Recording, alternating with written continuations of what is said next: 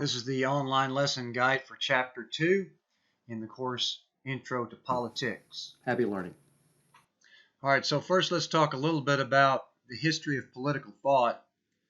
The modern democratic systems of the world do have some influence from the ancient Greeks, Plato, and Aristotle, for example. Plato being somewhat critical of democracy, but still looking at people as a whole, more important than the individual as far as having a peaceful society. Aristotle, ruled by many, better than ruled by one. St. Augustine started to look at government as a necessary evil, so to speak. As we get into the Dark Ages, the reason why they're called the Dark Ages is because not a whole lot of intellectual philosophy escaped from that era. It was very much theologically and doctrinal driven for several centuries. And during this period, the general idea is that if we're ruled by God, there's little obligation to earthly rulers. Now that starts to change, lighten up. St. Thomas Aquinas, also a Christian-based writer, starts talking about rulers are for our physical well-being, while the church is for the spiritual well-being. So we start to see a little bit of separation of church and state there. Now, Machiavelli is famous for his landmark work called The Prince, where it's almost kind of like a guidebook for a successful ruler who is virtually powerful, ruthless, pragmatic, and even today serves somewhat as a kind of the foundation for the realist perspective of politics, which we'll get into later on. Thomas Hobbes, we've already mentioned to him, he was writing about the time that the modern state that we're going to be talking about in the next chapter, he was writing his philosophy about the same time as the state was coming into being, and he made the astute observation that humans, as selfish creatures, we may have to sacrifice some of our freedom to be protected by this new entity called the state, which will dominate them in some way for a common good. And this is very prescient thinking, because this is kind of the system that we have today, that we do sacrifice a little bit of our freedom to have the safety and benefits of what an organized state can do for us. Obviously not perfect, and some states much more developed than others. We'll talk about that later on as well. Now, I've mentioned the concept of liberalism in the previous chapter, and John Locke, the philosopher, writing 1680s thereabouts, about the same time that the Parliament in England started to come into control as far as political control in England, John Locke was formalizing his philosophy of liberalism, upon which the United States government is based. The basic points to remember for the concept of liberalism is that we're stressing the individual right to freedom and property. Property, of course, is a very important thing in modern society. Owning property, you have the right to do that. And lots of laws and restrictions with respect to property. We have a lot of civil liberties and civil rights that gives us certain freedoms in a modern democratic society. And these were first articulated in Locke's philosophy, because at that time, for the most part, everybody was ruled by powerful individuals, kings, emperors, things like that. This may seem obvious, but the rule of law is the foundation for our system of government, not a human being's power. Regardless of who's in power, whoever wins the next election, we all abide and respect the rule of law. pretty much the foundation of that is our Constitution, which we'll talk about more in detail later. The concept of trusteeship in general means voting. We're giving the power to government as long as it does what it's supposed to do. We are appointing people. We are delegating people to run our system. However, we have the right to remove them if they're not doing what we want them to do, or if they're not doing it adequately, or whatever reason that we might think that they're not being an adequate leader. Technically, today, this means that we vote for somebody else and remove them from office. The concept of limited government means that we don't want a government that's too powerful. Like I said, our U.S. Constitution is based on this concept of liberalism, because when the framers of our Constitution got together to try to put this document in place, they realized that they needed a stronger central government, but they also realized that we shouldn't have a government that's too powerful. We have to maintain this concept of limited government, still very strong concept of the American system today, that we don't want government to get too strong, too big, too powerful. It's a constant struggle to keep check on government growth. We'll talk about that more later too. Now we're going to be spending an entire 2 chapters on democracy. Democracy is a very broad concept that means rule by the people. And I just want to touch on it here because it's obviously one of the most coveted forms of governance in the world today. Not everybody is a democracy, but there seems to be a lot of interest in societies to have democratic systems, and it actually results in rebellions that turn out to be very destructive conflicts because of people wanting to change their government into a more democratic form. Now, the French philosopher Rousseau was talking about a concept of a direct democracy, which is where every individual has equal vote on policy. And this is an interesting concept that we'll get into more later, because there's really no such thing as a direct democracy in the world. The United States is not a direct democracy.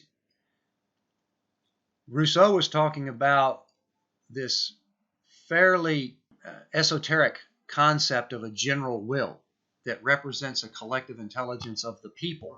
And that, of course, then translates into governance. That, of course, is very hard to do when you've got so many different people with so many different viewpoints. And to expect the representatives to be an extension of that natural disposition may be asking a little bit too much, because even these representatives have their own ideas and their own motives. So direct democracy is more of a concept that doesn't exist out there in the world, as opposed to a representative republic, which is what most democratic systems are. Based on our U.S. Constitution, we have a representative republic where we elect representatives to go to the House, to go to the Senate, to go to the president's office.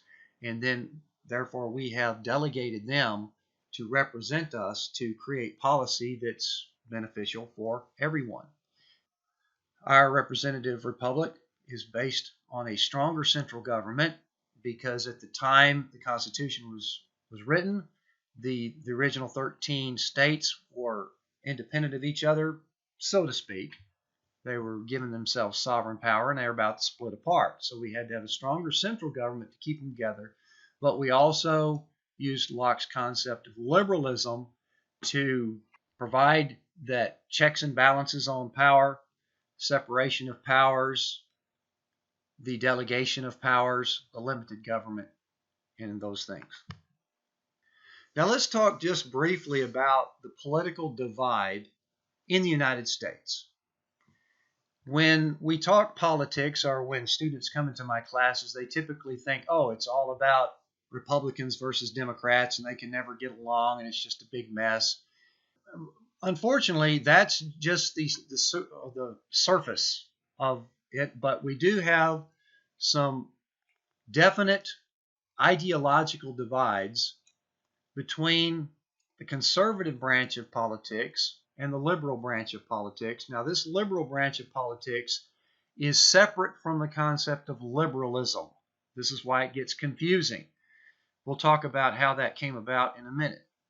But the conservative branch of politics is typically represented by the Republican Party. We have a two-party system in the United States. The Republican Party is considered the more conservative-leaning branch of government that talks about maintaining traditional values, talks about free market principles and less government intervention.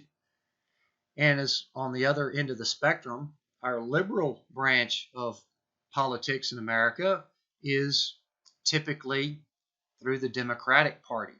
The Democratic Party tends to lean towards liberal values, where in this case we're talking about a more acceptance of shifting norms in society, a little bit more willing to embrace change, whereas a conservative person is actually more resistant to change. The Liberal Party tends to be a little bit more aware of inequality, or the fact that we have a lot of inequality. And the liberal branch of the politics in America tends to think of government as being a little bit more proactive, taking the lead and trying to solve the problem, as opposed to the conservative side of politics that says government should be less involved and let the people, let society, or let the market solve these problems without government intervention. So those are the basic divisions between the conservative and the liberal branches of politics in America. So how did that evolve? Because both of course, now here's the symbol for the Republican Party, the elephant, and there's the symbol for the Democratic Party, the donkey. So let's just talk a few minutes as to how this divide came about, because both parties are based on the concept of liberalism. But let's talk about how the liberal branch, which now is kind of represented by the Democratic Party today. Now we start to see John Stuart Mill becoming one of the primary political philosophers that starts to talk about more progressive ideas. And he was probably influenced a little bit by the utopian socialists and quite a bit by his father and other people who were very much looking at this utilitarianism concept, where we're trying to find the greatest benefit for the greatest number of people. But John Stuart Mill was a little bit ahead of his time, putting an emphasis on education and how that should be provided, universal suffrage, which means everybody votes, and then women's rights. Clearly well ahead of his time on there for women's rights. He thought women should vote too and should be active political participants and actual getting education just like men. So pretty much ahead of his time. And so as you can see, that's progressive thinking, and that's where we start to get the divide between the more traditional conservative thinking and the progressive thinking. Now, the Industrial Revolution starts to spread the divide of inequality in the world, and we started to see, as we'll talk about Karl Marx here in a minute, who is very critical of the capitalist system. But the progressive side of politics, and this is what we start to see the progressive movement here in the late 1800s during the Industrial Revolution, we start to see a little bit more support for the working class, for protections against the effects of the wealthy owners that are I guess you could say, some of the major drivers of the Industrial Revolution, which of course, very prosperous time, very technologically driven, incredible advances in our society, more than any other time during human history, as far as the advances that were made during the Industrial Revolution. But as a part of that, we also see growing inequality, growing separation of wealth. So therefore, this side of the political spectrum, the progressive side, starts to look at how can we make this a little bit more equal, a little bit more beneficial for the working class that aren't seeing the same share of benefits that the wealthy owners are.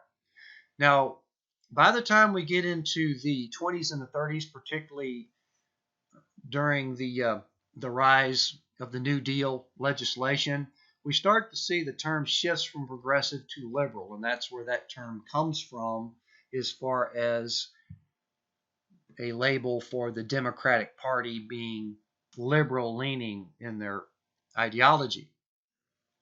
Now, the Depression also served to divide the government politics between Democrat and Republican because the Depression was so devastating to our economy that the New Deal legislation during Franklin Roosevelt's terms began to increase government intervention in order to try to solve problems from the Depression.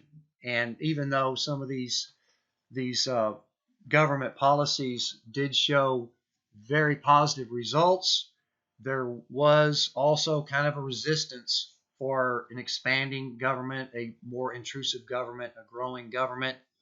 And so you could say that the conservative branch really kind of solidified in their opposition to increased government intervention during this period. The conservative branch has its roots all the way back to Edmund Burke's writings on the French Revolution, which occurred just a few years after we wrote our Constitution. Our Constitution was actually written to try to avoid what happened in the French Revolution, where the working class, so to speak, overthrew the aristocracy.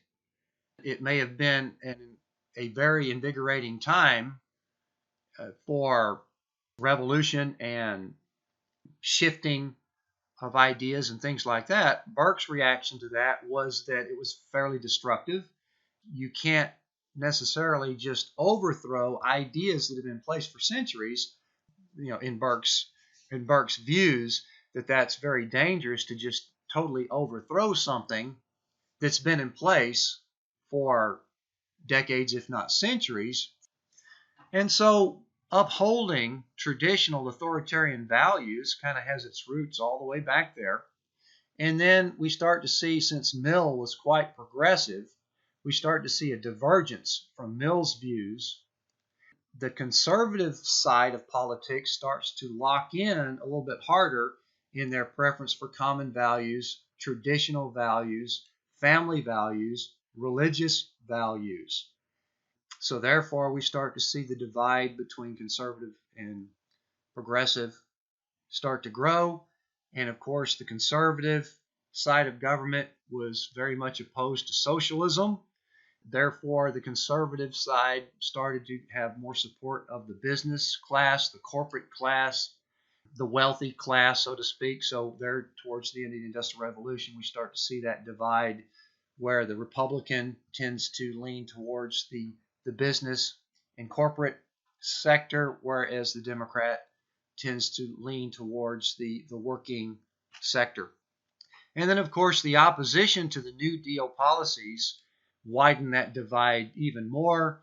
Despite some of the successes that the New Deal, there were some failures as well, but it was a very, very trying time dealing with the Depression.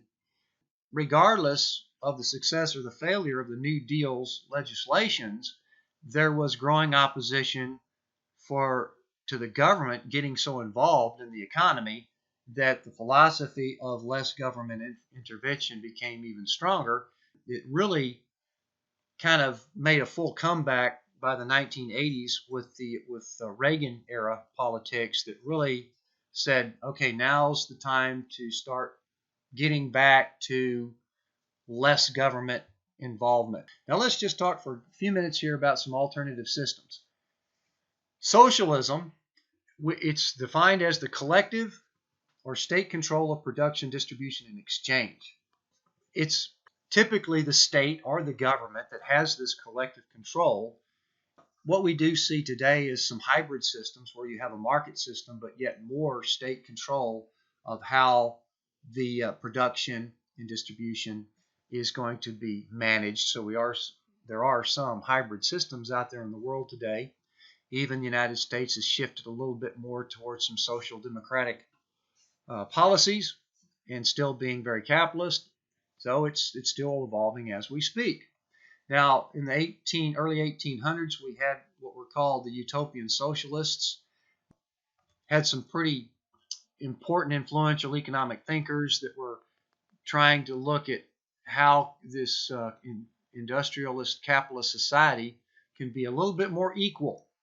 So there was a lot of ideas going around there, but the person that really got most of the credit for criticizing capitalism, of course, was Karl Marx. He talks quite a bit about the problems of capitalism, which are still relevant today. However, Marx was looking at a transition from capitalism to a communist system, which was no governance and that everybody collectively owned the goods and services of society. We'll talk about that here in a minute. But Karl Marx, very influential on his critique of capitalism and inspiring socialist systems and communist systems, even though he was a little bit vague on how to enact these alternative systems successfully. And so that left a lot of room for interpretation.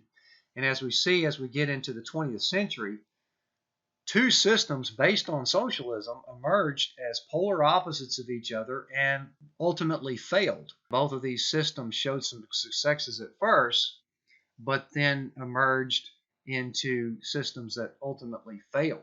However, the concept of socialism is still alive and well today, as you may have noticed, whereas Bernie Sanders, who claims to be a socialist, even though he had to run as a member of the Democratic Party, we do see some renewed interest in socialist ideas in order to try to solve some of the problems that we have with our economy that we can get into later on. Now, communism was the ultimate goal of Karl Marx, where you have a classless society where the means of production belongs to the community. This has turned out to be somewhat of a utopian concept that has never succeeded.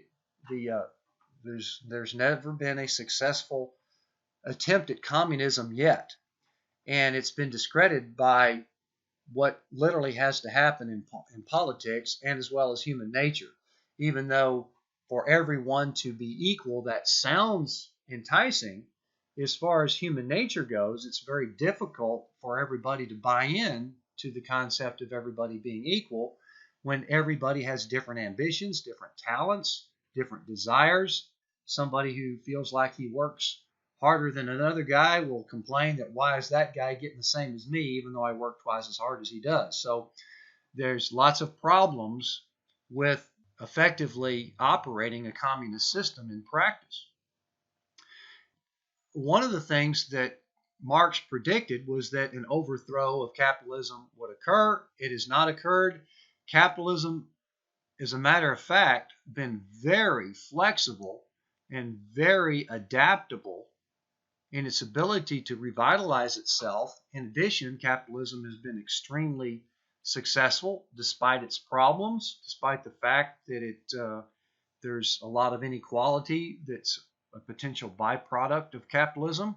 But we do know capitalism is just by its very nature conforms more readily and more flexibly to human behavior. And that's one of the reasons why capitalism has sustained and maintained and still, in general, been fairly successful.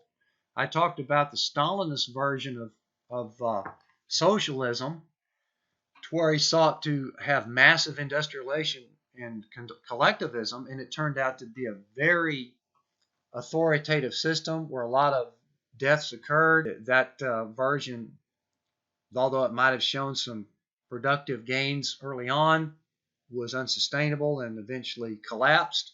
And what we see with communism in general is that even though it's got this utopian element that's somewhat appealing that everybody's equal, you still have to have somebody who's in charge, somebody that plans what's going to get done, and somebody who has authority over doling out the resources. And so what we see turns into a single party authoritarian system with very little freedoms, or much less freedoms than you would have in a democratic system. Plus, it's very conducive to corruption because you have somebody who has assumed control and then ultimately assumes total control.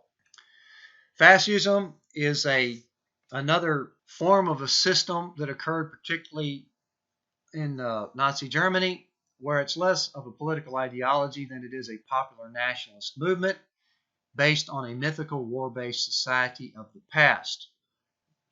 Particularly under the rule of Hitler, the idea was self-sufficient productionism and interventionism. So you could sarcastically say that rather than trade with another country, well, what the heck? We'll just invade you and dominate you, and then just take over your products, instead of trading with you. So you have the potential here for charismatic authority, which is what I talked about last chapter, and eventual total authority of the state, particularly under Hitler's reign, which of course is one of the most disastrous regimes in the history of mankind. So for the quiz preparation, got a few things you can focus on, but for this chapter, what are the primary principles of liberalism upon which our U.S.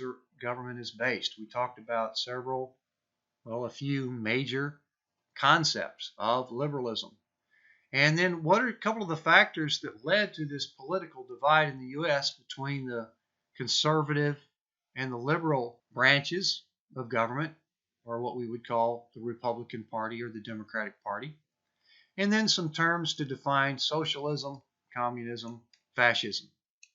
All right, so that concludes the lesson guide for Chapter 2.